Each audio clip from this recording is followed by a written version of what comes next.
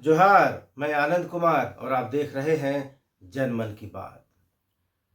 नियोजन नीति एक ऐसा मुद्दा बन गई है जिसका फिलहाल कोई अंत दिखाई नहीं दे रहा है और 1932, 1985, 2016 के चक्कर में यह एक ऐसी मृगमरीच का एक ऐसा मिराज बन गया है जिस पर यह शेर बिल्कुल फिट बैठता है कि नहीं निगाह में मंजिल, नहीं निगाह में मंजिल तो जुस्तजू ही सही, नहीं विसाल मयस्सर तो आरजू ही सही।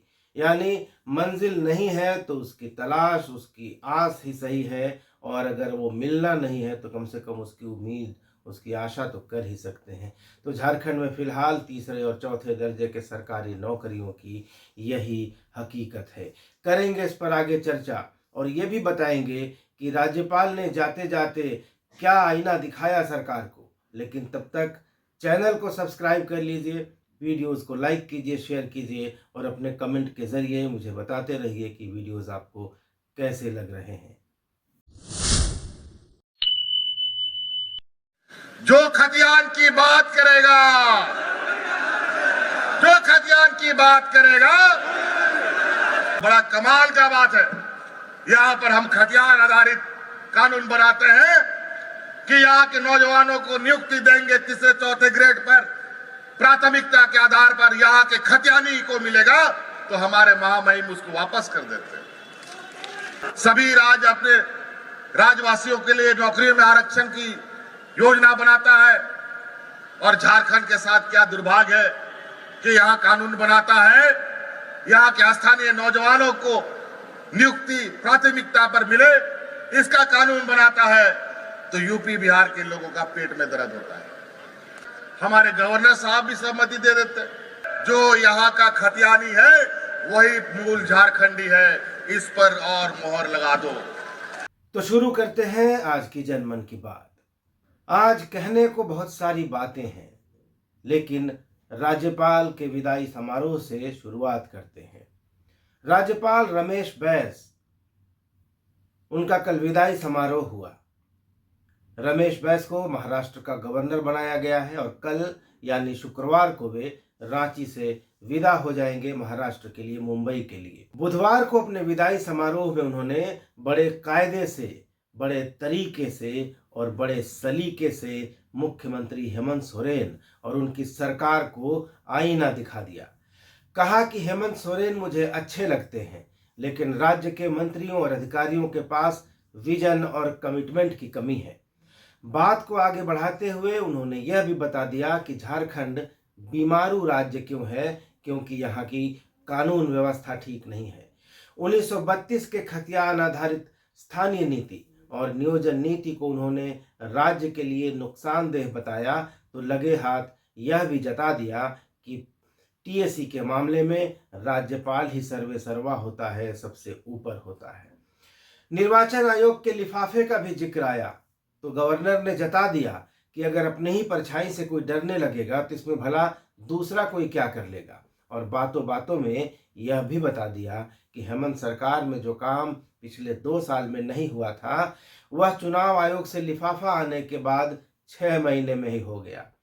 जाते जाते राज्यपाल ने यह एहसान भी हेमंत सोरेन पर लाद दिया कि वह चाहते तो फैसला ले सकते थे, सरकार को हिला डुला सकते थे, लेकिन जब हेमंत सोरेन ने उनसे फैसला लेने की बात कही थी तो उन्होंने कहा था कि जब से झारखंड बना है यहाँ कोई स्थिर सरकार नहीं रही है, इसलिए आप अपना काम कीजिए, हम समय पर फैसला लेंगे। ये रमेश बैस जाते जाते हेमंत सोरेन को कह गए हैं और समझदार लोगों के लिए इशारा काफ़ी होता है। रमेश बैस पर हेमंत सोरेन ने क्या क्या आरोप नहीं लगाए, खासकर तब जब उन्होंने 1932 के खतियान पर आधारित स्थानीय नीति का विधेयक सरकार को असंवैधानिक बताते हुए वापस कर दिया था। लेकिन जाते जाते इस तपे तपाए नेता ने यह बता दिया कि राजनीति में हर काम आरोप प्रत्यारोप से नहीं होता है। अगर सरकार गिराने की भावना होती तो आरोप प्रत्यारोप होते ही नहीं, इसका मौका ही नहीं मिलता। उन्होंने यह भी बता दिया कि किसी को उसके पुराने इतिहास से नहीं, उसके पद से देखना चाहिए। पंडित और जज का उदाहरण देते हुए रमेश बैस ने कहा कि उन्होंने भी गवर्नर की कुर्सी पर बैठकर संविधान के अनुरूप निर्णय लिया था। यह अलग बात है कि आरोप प्रत्यारोप हो गए। उत्पाद नीति और टीएसी के समेत कई मसलों पर राज्यपाल खुलकर बोले, लेकिन उन्होंने जो सबसे बड़ी बात बोली वह यह थी कि 1932 के खतियान पर आधारित स्थानीयता से कितना नुकसान हो सकता है।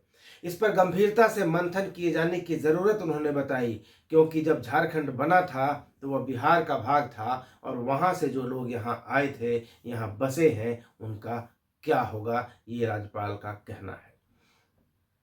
और आज मैं भी इसी विषय पर आपसे बात करना चाहता हूं कि आखिर बार बार जो बाहरी भीतरी की बात होती है और बिहार यूपी के लोगों की बात मुख्यमंत्री हेमंत सोरेन और उनके समर्थक कहते हैं, उसमें कितनी सच्चाई है और क्या वाकई ये लोग झारखंडियों के दुश्मन हैं।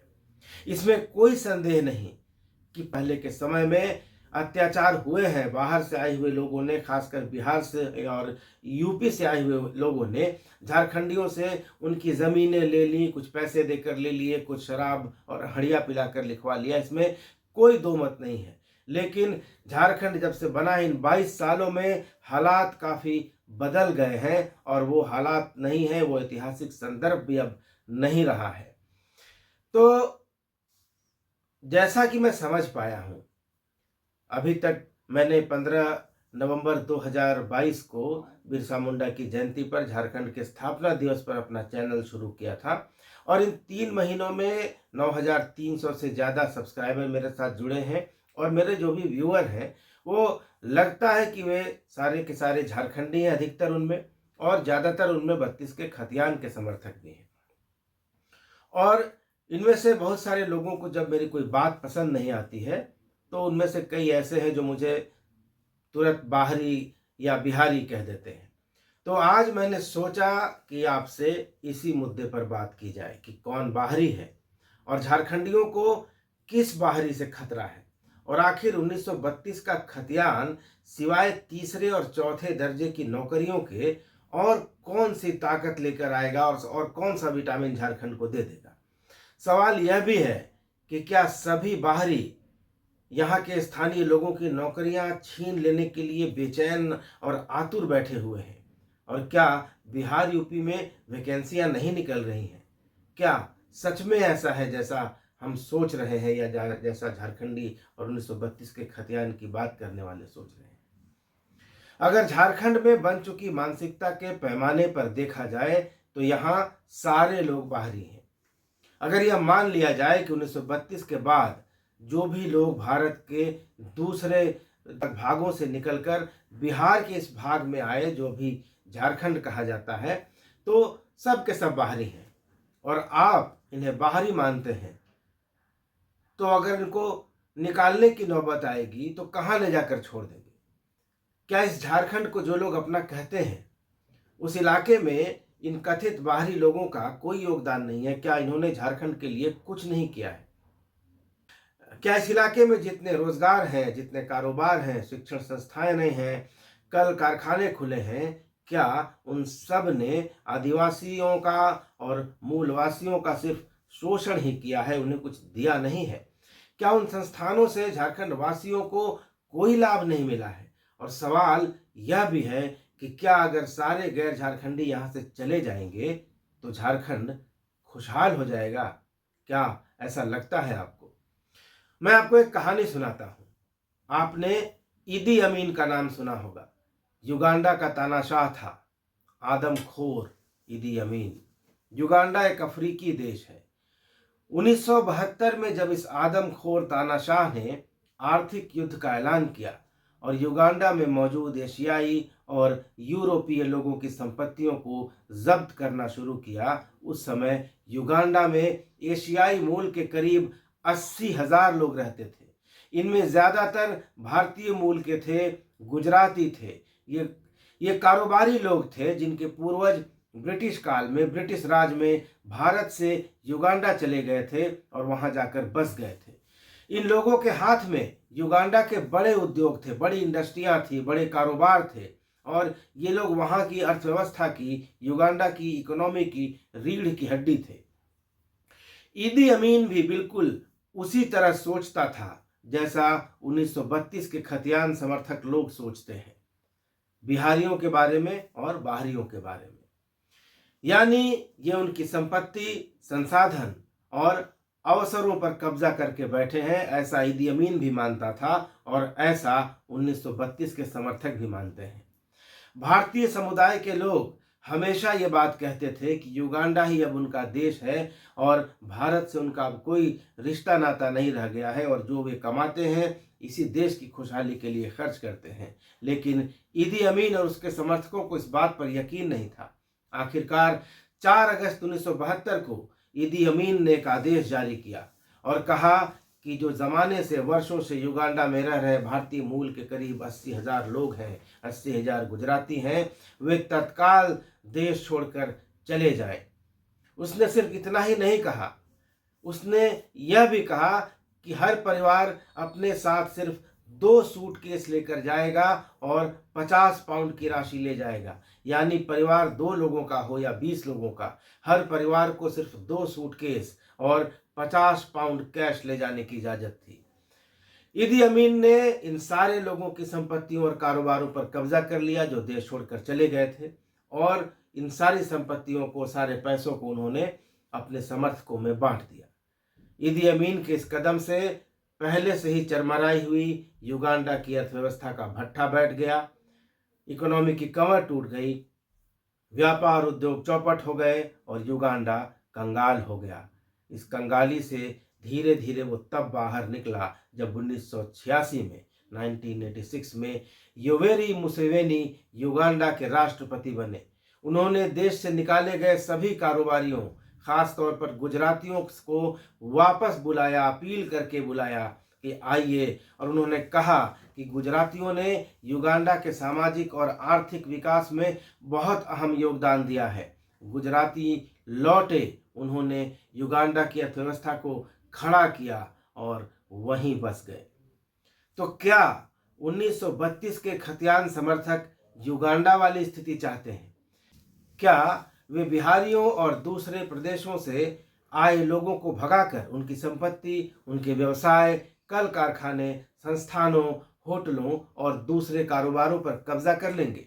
क्या भारत जैसे लोकतांत्रिक देश में ऐसा संभव है?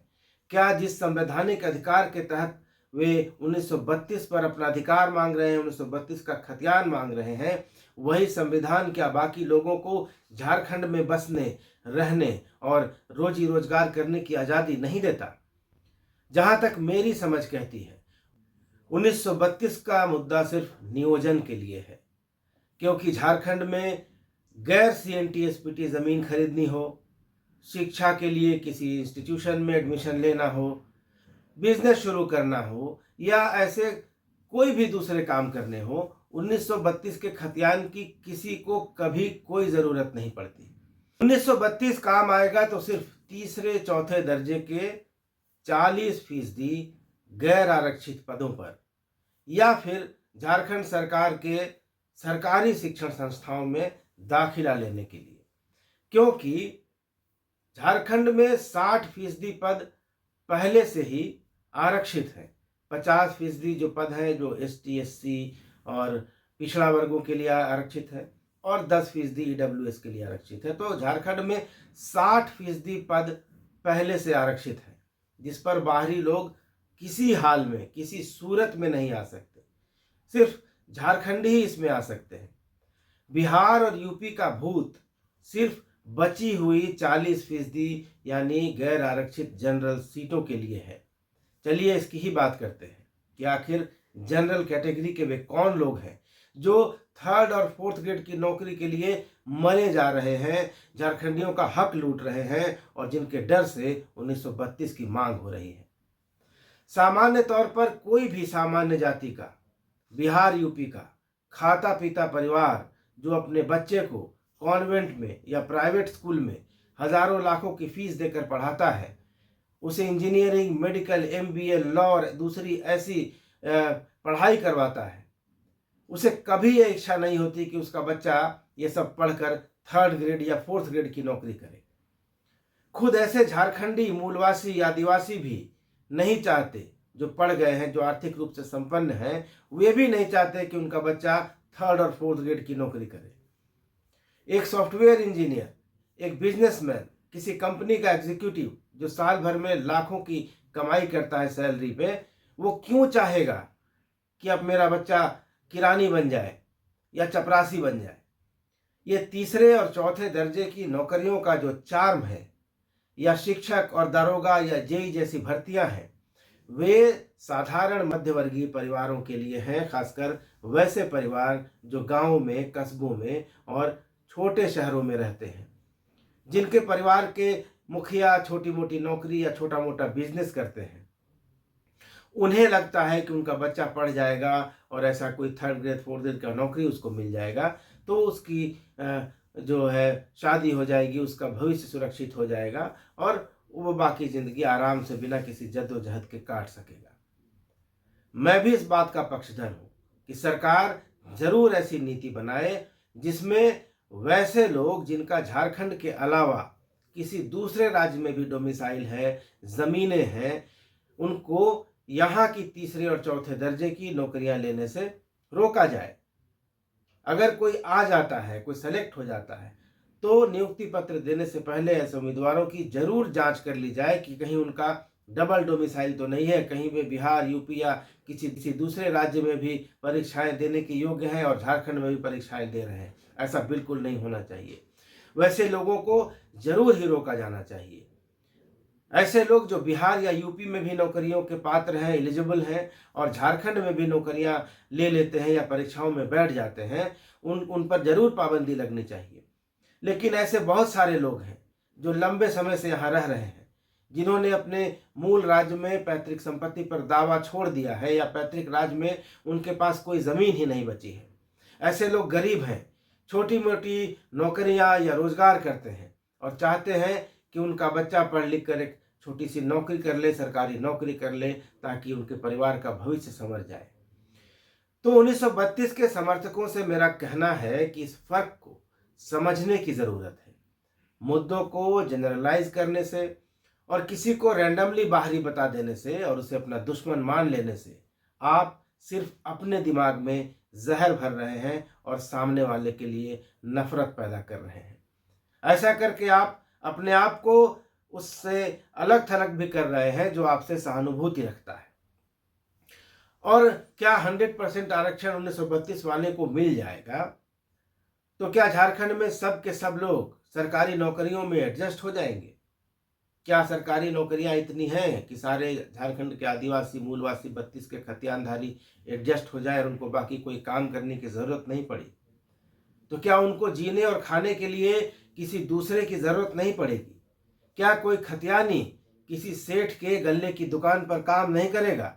किसी उद्योगपति के कारखाने में, किसी ठेकेदार के पास, किसी के घर में घरेलू सहायक के रूप में, कंस्ट्रक्शन लेबर के लिए और ऐसे ही छोटे मोटे कामों के लिए क्या कोई खतियानी किसी गैर खतियानी के पास नहीं जाएगा? क्या ऐसा संभव है? क्या ऐसी दुश्मनी निभ सकती है? झारखंड में जितने भी आदिवासी और मूलवासी बड़े ठेकेदार हैं, बड़े बिल्डर हैं, बड़े उद्योगपति या कारोबारी हैं, उन्होंने कितने आदिवासियों को प्रमुख पदों पर रखा है, यह भी आप थोड़ा पता लगाइए। ये सरकारें जो आदिवासियों की बात करती हैं, इसके प्रमुख पदों पर कितने आदिवासी हैं? मुख्यमंत्री के आसपास कितने आदिवासी सलाहकार या उनके निजी सहायक हैं? मंत्रियों के कितने पीए, पीएस और उनके जो निजी स्टाफ है उसमें कितने आदिवासी हैं? झारखंड मुक्ति मोर्चा, कांग्रेस और आरजेडी जैसे दलों के प्रमुख पदों पर कितने आदिवासी मूलवासी हैं? यह सब भी आप लोगों को देखना चाहिए। हर वह आदमी जिसकी चमड़ी का रंग आपके रंग से मेल नहीं खाता अलग है, और जो भोजपुरी, मगही, मैथिली, बज्जिका, अंगिका, अवधी या बुंदेली बोलता है आपका दुश्मन नहीं है। अलग झारखंड की लड़ाई लड़ने वालों में, झारखंड का इतिहास लिखने वालों में, यहाँ का गौरव, यहाँ की संस्कृति और यहाँ के साहित्य को दुनिया के सामने ले जाने वालों में सिर्फ आदिवासी और मूलवासी ही शामिल नहीं है, सभी का इसमें योगदान है। इसलिए चीज़ों को जनरलाइज मत कीजिए, बाहरी का कोई काल्पनिक दुश्मन मत खड़ा कीजिए और उस पर तीर मत चलाइए। इससे सिर्फ नेताओं का हित सधेगा, बाकी किसी का कोई भला नहीं होगा। आपका भला तभी होगा जब आप समझेंगे कि आपका असली दुश्मन कौन है, आपका असली हित किस में है, आपका दोस्त कौन है और कौन आपका इस्तेमाल कर रहा है। वीडियो कैसा लगा ज़रूर बताइएगा कमेंट करके। मिलेंगे अगले वीडियो में, तब तक देखते रहिए मेरे साथ जनमन की बात। धन्यवाद, नमस्कार।